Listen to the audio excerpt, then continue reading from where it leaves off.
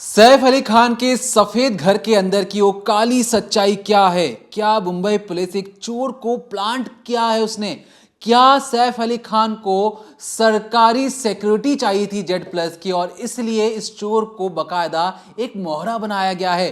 क्या है पर्दे की पीछे की कहानी और कैसे मुंबई पुलिस अपने ही जाल में फंसते जा रही है एक के बाद एक? लगभग 72 घंटों के अंदर उसने इस पूरे मामले को सुलझाने का दावा किया है। दावा यह किया गया है कि एक इंटरनेशनल चोर है। जो शख्स सीढ़ी से नीचे उतर रहा था वो एक देसी चोर नहीं बल्कि विदेशी चोर है जो बांग्लादेश से सिर्फ और सिर्फ सैफ अली खान के घर के अंदर चोरी करने आया था।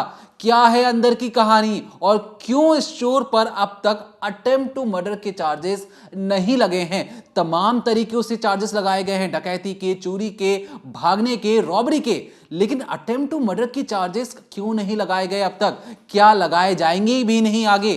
क्या है अंदर की कहानी? चलिए अब तफसील से एक एक बात को समझते हैं। सैफ अली खान पर अटैक होता है और एक चाकू से अटैक किया जाता है, हेक्सा ब्लेड से अटैक किया जाता है।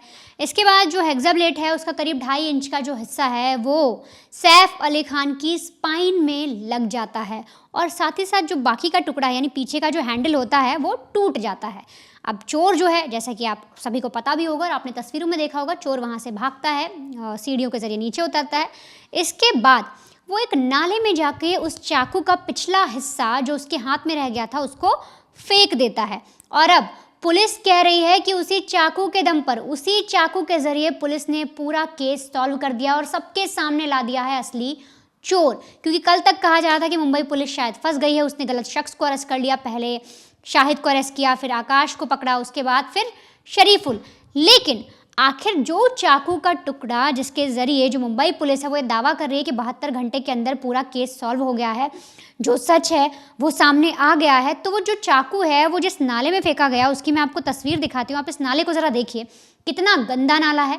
इसमें जो पूरा पानी काला हो गया है, अलग से प्लास्टिक, पन्नियाँ, ना जाने कितना कुछ इसमें पड़ा हुआ है। इकट्ठा की हुई जो मिट्टी हो जाती है, जो कचरा पूरा इकट्ठा होता है वो जम सा गया है और इसके अंदर उस चाकू के टुकड़े को फेंक दिया था पुलिस के मुताबिक उस चोर ने।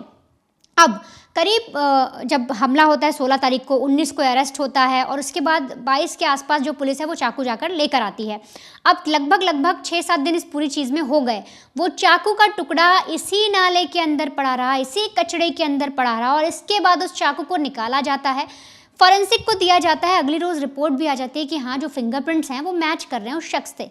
तो क्या जो फॉरेंसिक है, क्या वो सच में ये चीज़ साबित कर ले गई? क्या उस कचरे में पड़ा जो चाकू था, जो पूरी तरीके से गंदा हो गया था, क्या उसमें अभी भी उस शख्स के फॉरेंसिक माफ़ करिएगा फिंगरप्रिंट्स रह जाएंगे? क्या वो इस काबिल रह गया, इस लायक रह गया वो चाकू का टुकड़ा जिससे साबित किया जाए कि हाँ भाई, जो चाकू का टुकड़ा मिला वही शरीफुल ने वहाँ पर पकड़ा था और उसी से अटैक किया था? ये सबसे बड़ा अभी भी सवाल है कि इतनी गंदगी में होने के बावजूद भी क्या वो छोटा सा टुकड़ा जो चाकू का था वो फिंगरप्रिंट्स मौजूद रख पाया अपने ऊपर, जिसके ज़रिए चुटकियों में, मतलब एक दिन के अंदर ही जो फॉरेंसिक है उसने ये चीज़ बोल दी कि हाँ, जो फिंगरप्रिंट्स हैं वो मैच कर रहे हैं। अब अभी तक चीज़ें सामने आई थी, हमने आपको कई सारी जगह पर ये बताया था कि बहुत से लोगों का मानना है कि जो सीसीटीवी में शख्स है उसकी जो तस्वीर है वो शरीफुल से नहीं मिल रही। हमने आपको कल 3 तस्वीरें भी दिखाई थी, मैं एक बार फिर से दिखा देती हूँ, शाहिद की, आकाश की और शरीफुल की। इसके तरफ देखिए सीसीटीवी वाली तस्वीर। अब इनमें से किससे मैच हो रही है ये आप लोग भी इसका आकलन करिए। लेकिन सबसे पहले पुलिस जो है शाहिद को पकड़ती है, बोलती है इससे मैच कर रहा है, फिर आकाश से देखती है लेकिन उससे तो बिल्कुल भी मैच नहीं करता, उसको छोड़ देती है। फिर शरीफुल को पकड़ने के बाद साफ तौर पर कह दिया जाता है कि सीसीटीवी वाला शख्स यही है, जिसके बाद कई लोग सवाल उठाते हैं, कुछ मीडिया रिपोर्ट्स में भी दावा किया जाता है और तो और एक प्राइवेट फॉरेंसिक लैब ये दावा कर देती है कि दोनों जो शख्स हैं वो अलग हैं।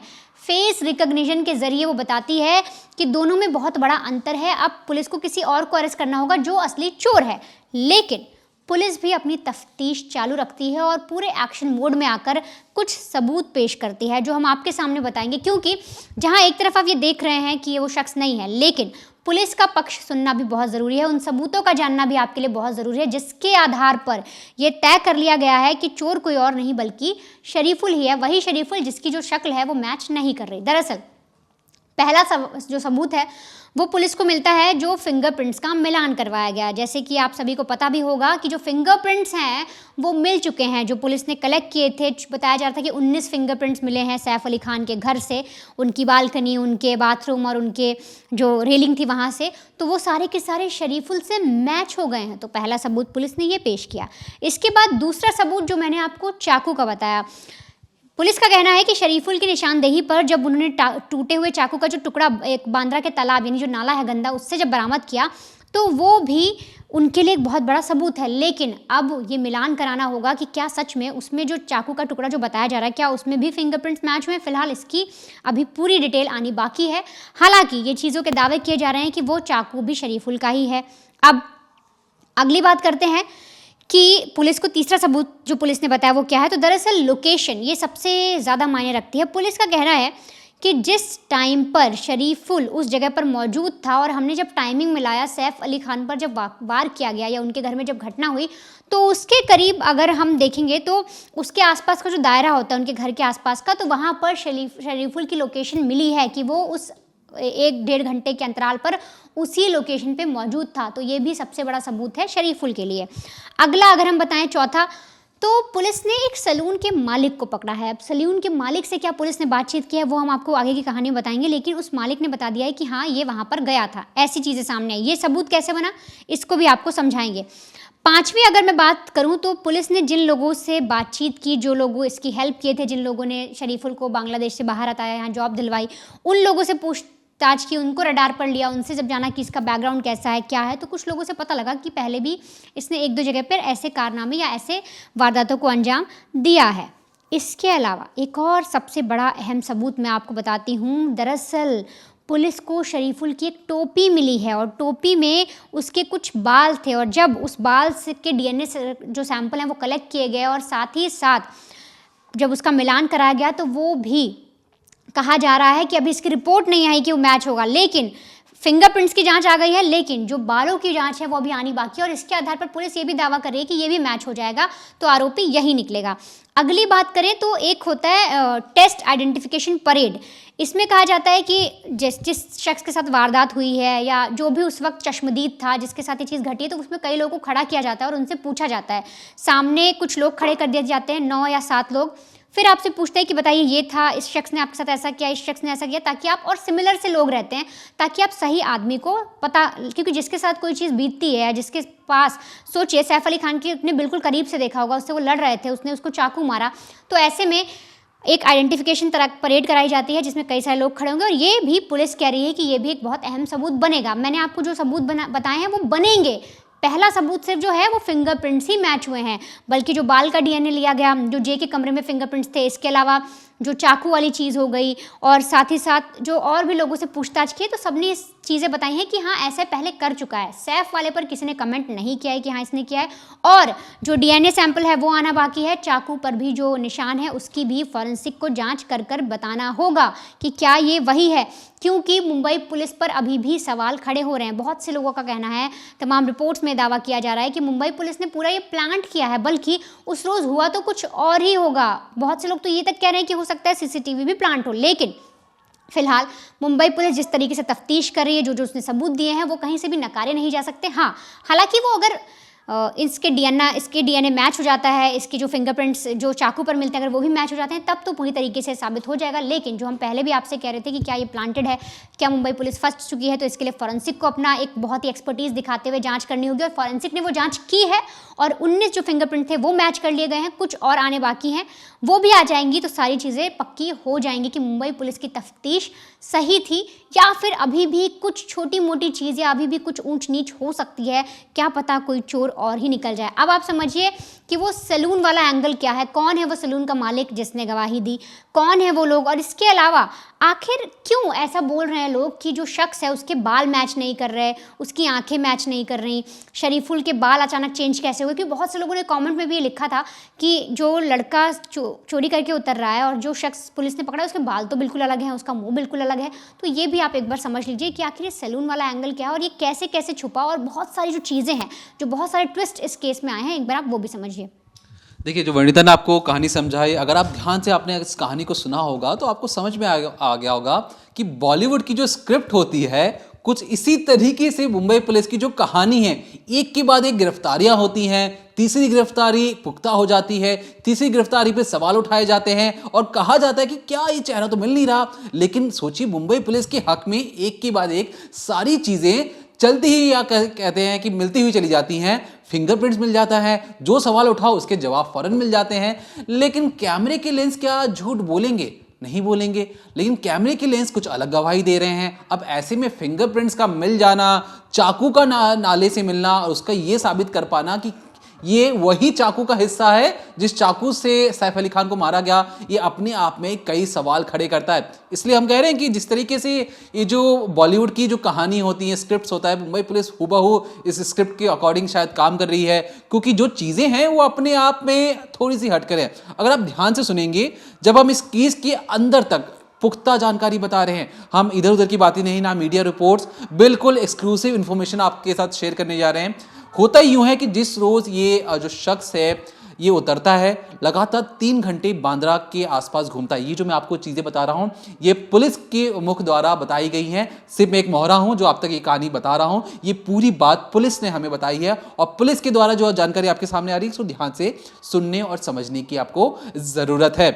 होता ही यूं है कि जब पुलिस से पूछा गया कि आपने इस चोर को पकड़ा कैसे, पुलिस बताती है कि आपको याद होगा एक सीसीटीवी फुटेज था जिसमें बकायदा एक बाइक से नीचे उतरता हुआ दिखाई दे रहा था। हमने पूछा कि ये शख्स कौन है, ये बाइक वाला क्या ये ओला उबर या कोई भी अन्य जो ड्राइवर्स हैं या उस टाइप के हैं? तो पुलिस ने कहा नहीं नहीं, ये हमने इसका रजिस्ट्रेशन नंबर पता लगाया और इसके जो मालिक हैं उनका नाम अमित पांडे है।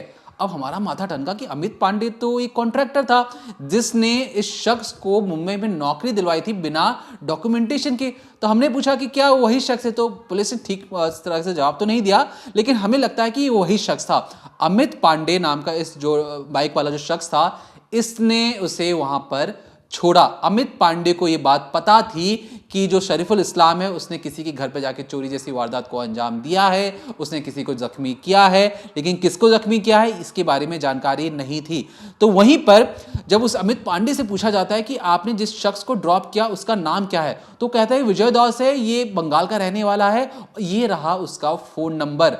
अब जब पहली बार उस बाइक वाले से अमित पांडे से नंबर मिलता है विजय दास या शरीफुल इस्लाम का, तो पुलिस पहले देखती है कि इसका फोन तो लगातार ऑन है। इस फोन का मिलान किया जाता है सैफ अली खान के घर के आसपास के इलाकों से, क्या ये फोन नंबर उस वक्त एक्टिव था? पुलिस को मिल जाता है वो नंबर और पता लगता है शरीफुल इस्लाम उस जगह पर मौजूद था। इसके बाद सोचिए, ये चोर इतना शातिर है, ये भागता है, अलग अलग जगहों पे जाता है, स्टेशनों पे जाता है और यहाँ तक कि अपने फोन पर अपने ही वीडियोस देख रहा है जो अगली रोज वायरल हो चुके थे, सीढ़ी से उतरते हुए, जाते हुए, खबरें छप चुकी थी। इसे समझ में आ चुका था कि पुलिस इस तक कभी भी पहुंच सकती है। फोन स्विच ऑफ नहीं हुआ है अब तक, फोन लगातार ऑन है। फिर ये एक सैलून में जाता है और उस सैलून में बैठकर अपने बाल कटवाता है और कहता है कि मेरे बालों का जो हुलिया है वो बदल दो। अब इस सैलून के अंदर की बात आपको बता दें, इस सैलून से इसने जिस सैलून में गया, ये लगातार 2 महीनों से इसी सैलून में अक्सर आया जाया करता था। मुंबई पुलिस ने इस सैलून में बैठकर जब ये बाल कटवा रहा था उसकी फुटेज निकलवाए हैं और पता लगाने की कोशिश की है क्या इसने सैलून के किसी शख्स के साथ अपनी जानकारी साझा की है कि नहीं किया। क्या सैलून वालों को पहले से पता था कि वो अपनी जब बाल कटवा रहा है तो किस मकसद से कटवा रहा है? क्योंकि अमित पांडे को जानकारी थी, लेकिन अमित पांडे को यह नहीं पता था कि उसने किसके घर में चोरी की है, किसको जख्मी किया है, लेकिन वो राजदार जरूर था। अब सैलून में जाके उसने अपना हुलिया बदलवाया।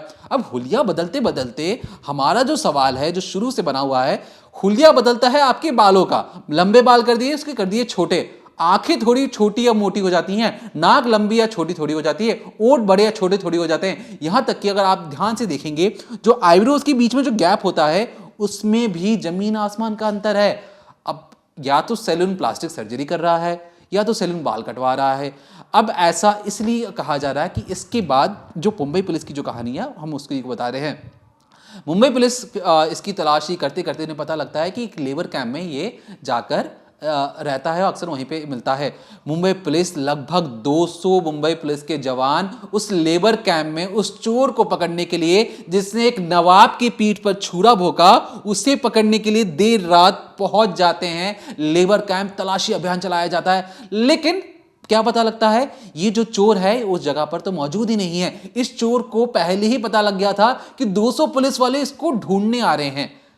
बड़ा ही कमाल का चोर है, इतना तो कोई अमीर चोर भी नहीं है। इसे पहले ही समझ में आ चुका था कि पुलिस इसे ढूंढने आ रही है, इसे पकड़ने आ रही है। और 15 मिनट पहले ये उस लेबर कैंप में 15 मिनट आने से पहले, जब पुलिस वहां पहुंचने वाली थी, उससे पहले इसका फोन स्विच ऑफ हो जाता है। अब लेबर कैंप में ये जो शरीफुल इस्लाम है कहीं मिलता नहीं है।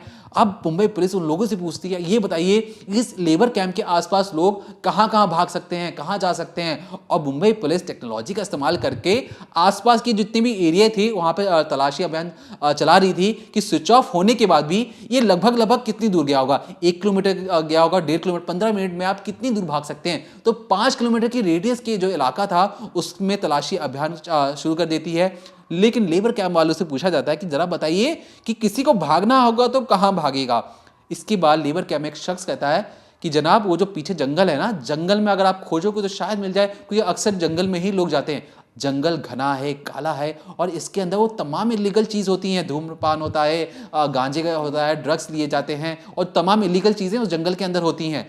इसके बाद 200 मुंबई पुलिस की जो टीम थी ये तलाशी अभियान शुरू करती है। कॉम्बिंग, जिस तरीके से आप कंघी करते हैं ना, एक एक इलाके, एक एक पेड़ के पीछे जा जाकर उस चोर की तलाश की जा रही थी। अब मिल जाता है जंगल के बीचों बीच शरीफुल इस्लाम।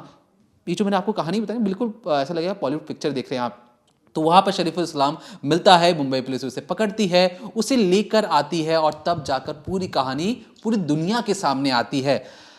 अब जो मैंने आपको ये चीज़ें बताई ये पुलिस द्वारा बताई गई थी, हम एक जरिया बनकर आप तक ये चीज़ें पहुंचा रहे थे। अब हमारा सवाल ये कि चेहरा तो नहीं मिल रहा, फिंगरप्रिंट मुंबई पुलिस पर सवाल उठा रहे थे। मुंबई पुलिस ने फौरन ही फिंगरप्रिंट बता दिया, देखो फिंगरप्रिंट तो मिल रहे हैं।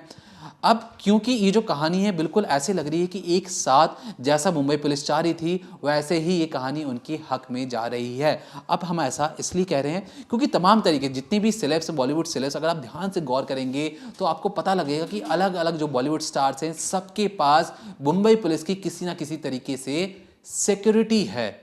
सैफ अली खान शायद यहाँ पर पिछड़ गए थे, और अभी तो उन्होंने रोनित रॉय जो उनकी सिक्योरिटी फर्म है उनकी सिक्योरिटी ले ली है। रोनित रॉय के बारे में आपको जानना ज़रूरी है।